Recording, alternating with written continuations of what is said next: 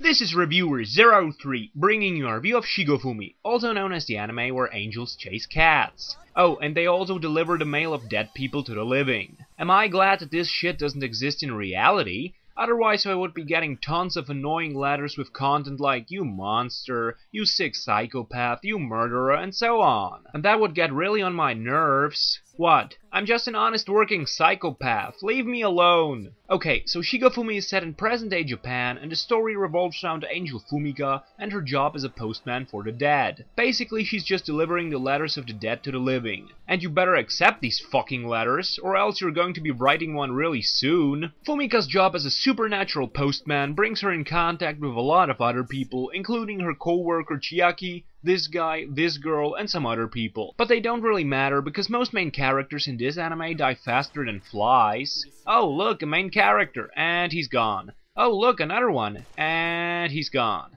Oh look, never mind. This brings us to the few main characters that matter. Fumika, that's pretty much it.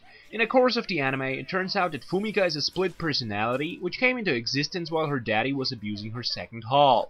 To be fair, he was crazy because his beloved wife left both him and their daughter, and you know what? I understand this guy. The reason why I became crazy was because I don't understand females. Far too often I saw striking girls and women who could have had everyone, yet they went out with short, fat, ugly, poor, stupid and weak males who are less interesting than a stone. Anyway, we finally arrive at the evaluation of this anime. As always, first the positive aspects. To be honest, Shigofumi starts surprisingly slow, almost boring. But at the end of the first episode, something surprising happens which immediately sparks your interest for more. The anime successfully continues with this concept in later episodes, which is more than enough compensation for the boring parts and the dragging out of some aspects. Pretty much the only negative aspect of this anime is its randomness. First, the main characters. As mentioned, they die really fast. The moment you establish an emotional connection with a main character, he or she is already dead or just seconds away from death.